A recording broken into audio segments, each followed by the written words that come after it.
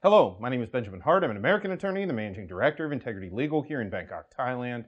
As the title of this video suggests, well, at least as the photo would suggest, we're talking about lockdowns yet again.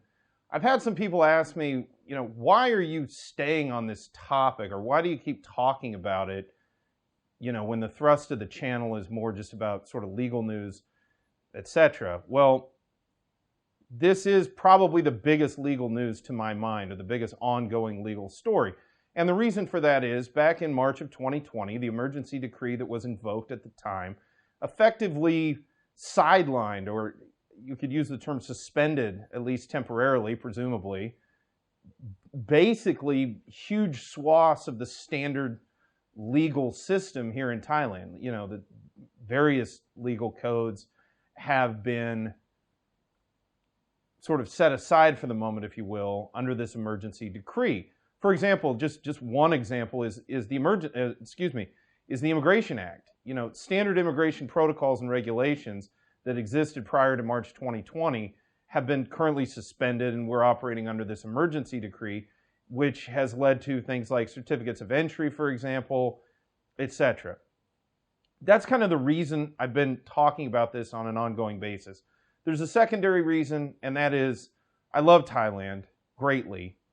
I'm a Thai myself. I've been accorded the honor, frankly, and the privilege of being granted Thai citizenship. So I have a deep affinity for Thailand, and I have a deep affinity for the Thai people, my adopted people, and I have a deep affinity for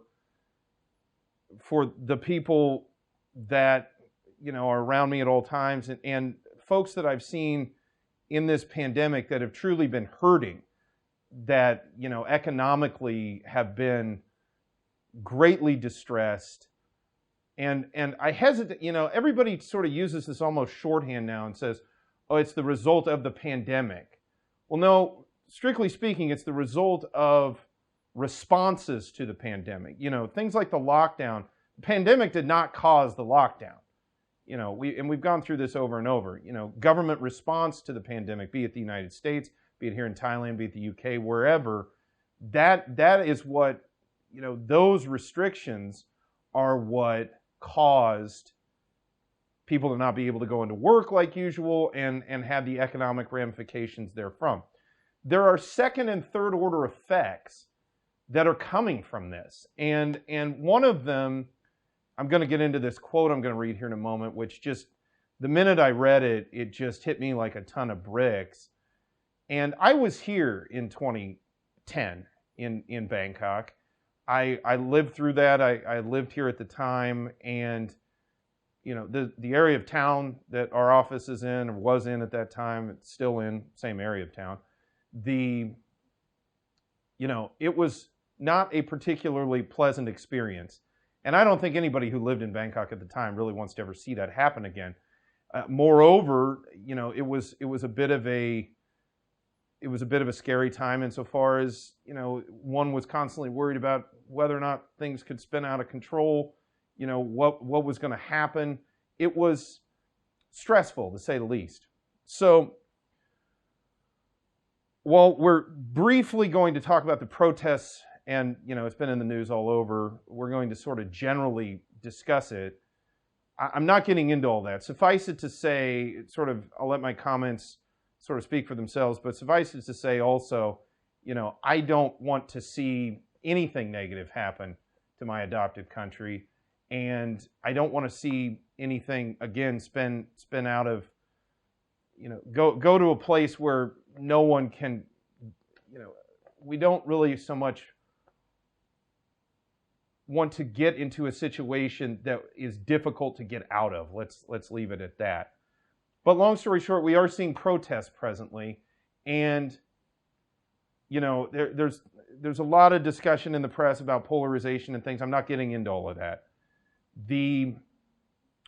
One aspect of this that I don't think people have seen, and or are noticing, and I've seen this kind of glossed over in the international press, where we see there's Thailand. It's not like Thailand's alone in having protests right now.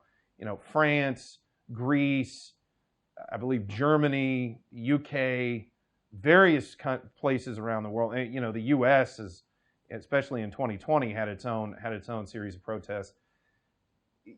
This isn't just a Thailand specific issue, but something I see constantly kind of glossed over is it's sort of viewed as, well, it's wholly a political, it's sort of a byproduct of politics.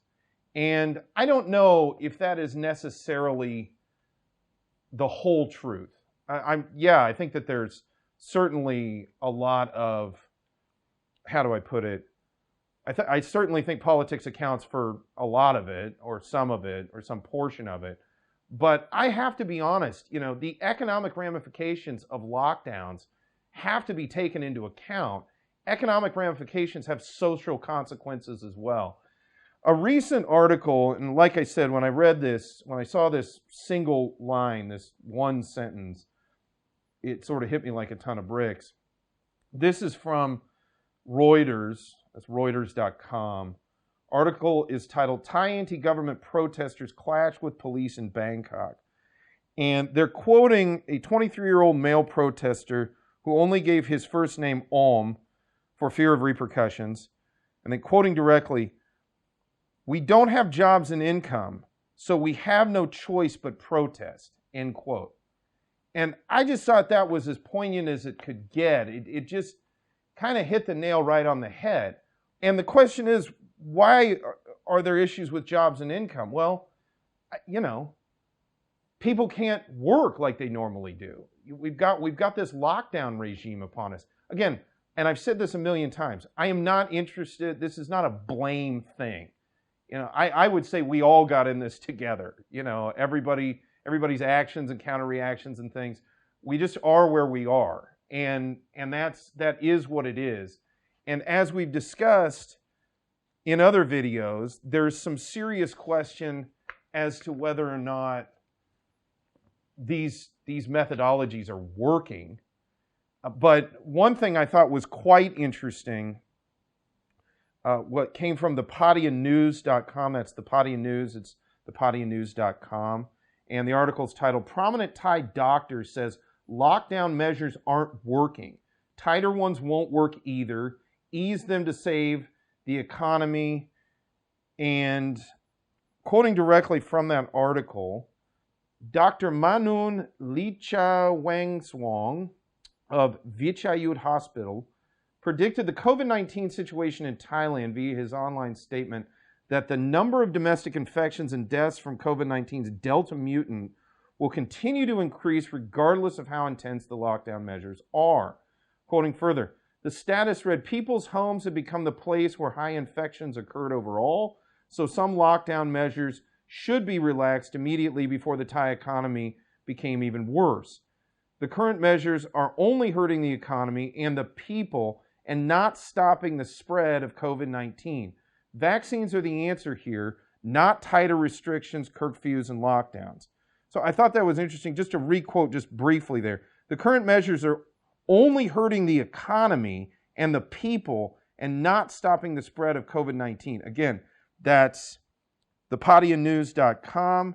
Prominent Thai doctor says lockdowns aren't working. So, and again, just a quote again from this Reuters article, quoting directly, we don't have jobs and income, so we have no choice but protest.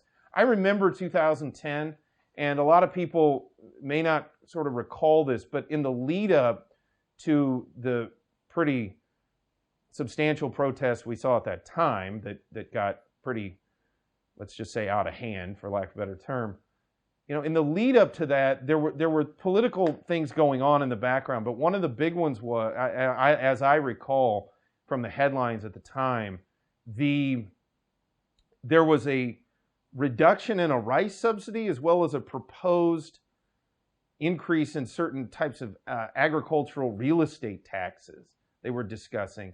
And it basically created sort of a similar, in my opinion, a similar mindset. I remember talking to people at the time, and that similar mindset was, again, quoting directly, we don't have jobs and income, so we have no choice but protest.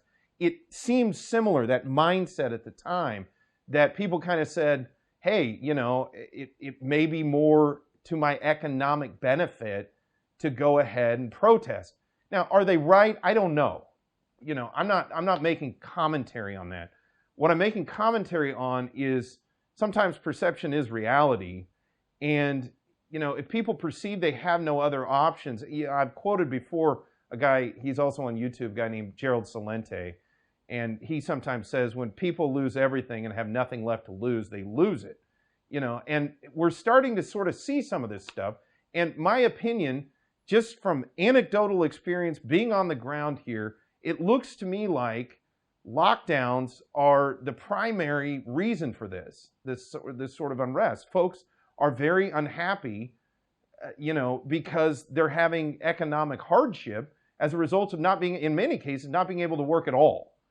And hopefully, you know, as I said, and a lot of people have asked me, well, what's the solution? Well, I don't know every aspect of the solutions, and I just don't really want to make comments on, you know, the medical side of any of this. I can only make comments on what I see and the legal aspects of these things. But I think economically, we can say that yes, these definitely are detrimental, these lockdowns. Concurrently, I think we can definitely at least raise the question of whether or not they truly are providing any substantial benefit. And if they're not providing substantial benefit, isn't it maybe time to reconsider continuing to implement them at all?